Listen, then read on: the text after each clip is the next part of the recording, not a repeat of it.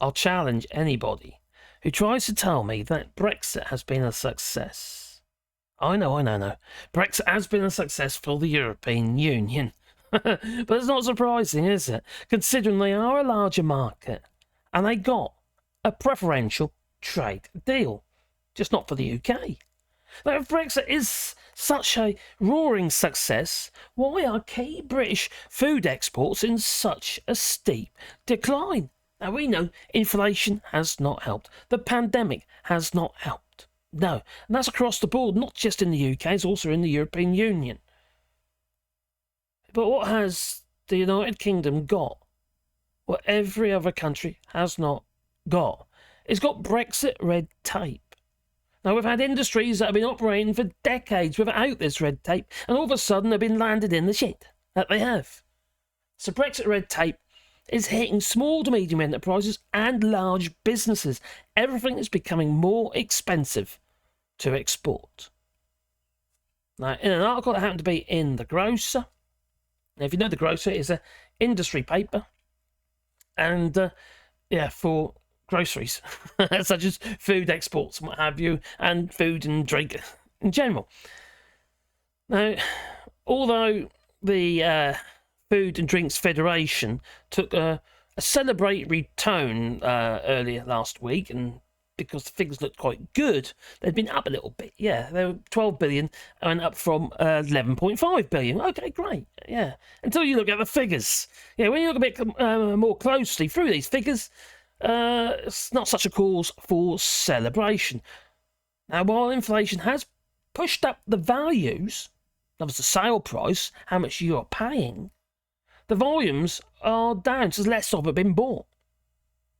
Oh.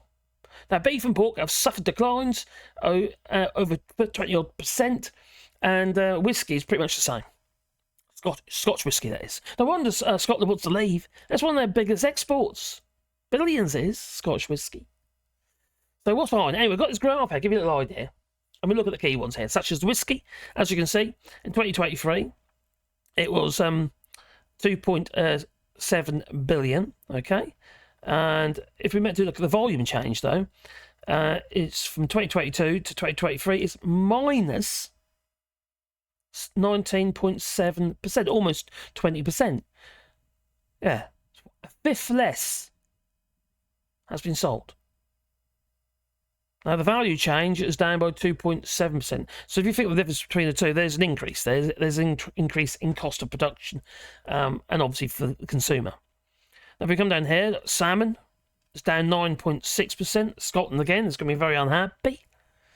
And then we've got other alcohol, such as gin, is down in volume by 12.4%. And then we get into beef and pork. Pork market. Yeah, thanks, Liz Truss. Yeah. It's not surprising farmers are not very happy. It's not surprising, well, spirits industry is not very happy, such as Scotch whisky, might view. Now, beef is down at 22.8% in volume, and pork is down 23% by volume. So, of course, this in the year of high inflation, shoppers have cut back on spend on non-essential goods or have opted for cheaper alternatives. Yeah, I'm sure they have. But homebrew, get the old still out, maybe. Well, this has hit key exports like beef, which has suffered slowdown in demand due to its relatively high price point. Yes, it's flipping expensive, and not just in the UK, in here in the EU as well. I live in France, you see. Now, British producers can't compete on price, says the AHDB, International Trade Chief Phil Hadley. We're not in the business of selling cheap commodity beef, they say. No. And the idea that we can just replace that higher cost beef with cheap beef from Australia or New Zealand, places like that. But you got to think about the quality of this stuff in the sense of it's mega farms. A lot of it is mega farms. That's the sort of stuff that's going to end up in the UK, and it's already ended up in the UK. It's already ending up in school dinners and prison food, etc. You know, it might not be on the cut meat, but it's getting there. Certainly getting there. I don't think people pay much attention to Little Red Tractor these days. No. Enters the market, you see. Once it's there, isn't it? So, if come down here. Overall, there is a wider issue at play. The volume of red meat export has never recovered pre-Brexit levels, says the British Meat Processors Association. And if you remember, they were having huge trouble actually being able to process this meat, as in slaughtering it, what have you, and butchering it. And they're still having to send over to the Netherlands, I think it's to Ireland as well, the carcasses, and having them processed and butchered over there and sent back in plastic trays. That's additional cost. That's because of Brexit, that was. So, yeah, they haven't recovered. No. So the alcohol sector, though. Okay, the alcohol sector, which enjoyed the boom in lockdowns because we're all drinking ourselves silly, thinking it's going to kill the COVID, has ensured similar difficulties. And Brexit border issues have hurt, while global pandemic has permanently affected supply chains, says Miles Beale, CEO of Wine and Spirit Association. But that's not all. It's not all. I've had this discussion before with, a gentleman that happened to be in my French lessons, an English bloke, who happened to also be a Brexiter. Yes, I know, well, some others do have them. And he wasn't having any of this, what I'm about to share with you. Now, there's this thing called appellation origin controlling. That's not a huge problem, no. But I'll tell you what is a problem, is the cost of Scottish whisky is going up here. The cost of export, what have you, push the price up. And we're looking for alternatives. It also provides a market for other products. Now, after Brexit, protected geographical indications and protected designations of origin will no longer have effect in the United Kingdom. Okay, fine. But the European indications will continue to be protected after the United Kingdom's exit without the need to register them again. Okay, fair enough. But in France, the desire and demand for Scotch whisky, for instance, is quite high. But now they're sort of broadening their horizons because the cost has gone up. One option is to go for Irish whiskey, such as Jameson or whatever, you know, and it's good stuff. So that's one option. But also, what about French whiskey? Yeah, French whiskey distillers are, they're treating this as an opportunity.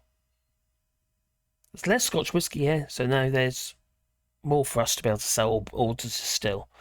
So French whiskey does not have a high profile, but it's on the rise, apparently. Now, if I come down here, now France consumes more whiskey per capita than any other country in the world. I didn't know that until I read this. I thought, oh, okay, I'll share that with you. And now they're turning that to their own product. Now, I don't know if you realise this, there's a massive problem here with wine. They're actually grubbing up loads of grapevines and what have you, and destroying millions and millions of litres of bottles of wine. And it's compensation for the actual wineries and what have you in play. But there's but still, it's I'm not sure the reasoning behind it. But they're nervous now.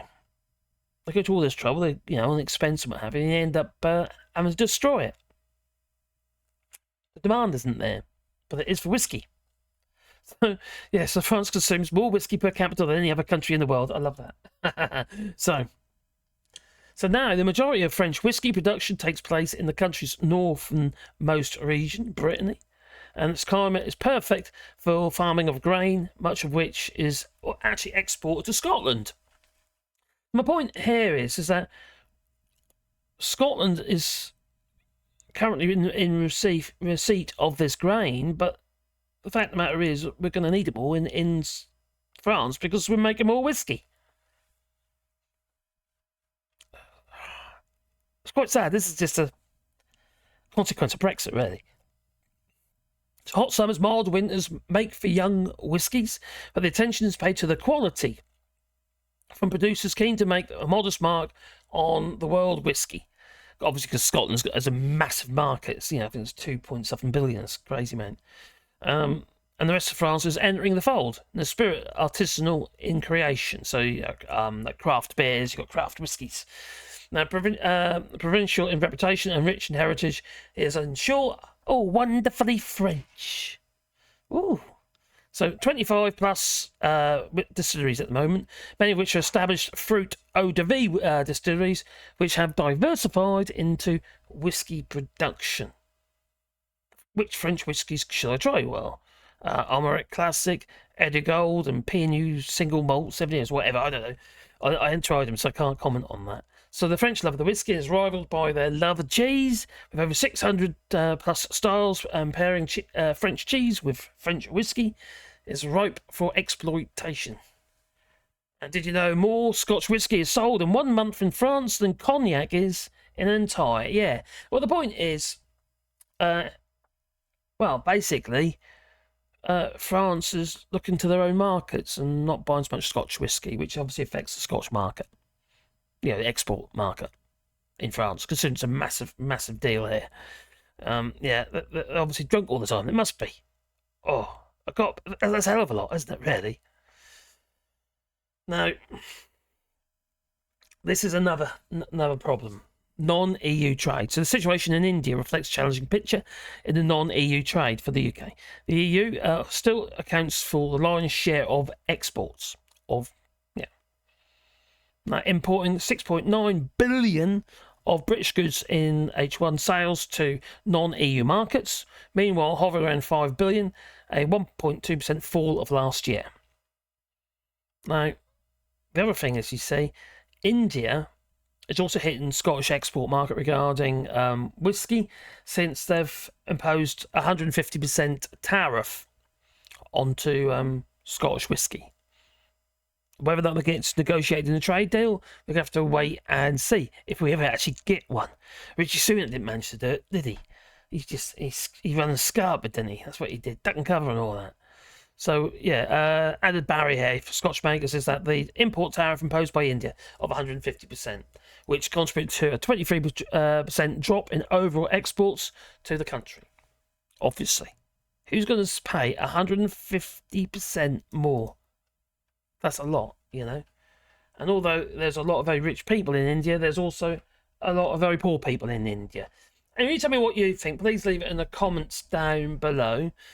Can you explain why UK exports of foodstuffs, food and drink, have massively declined?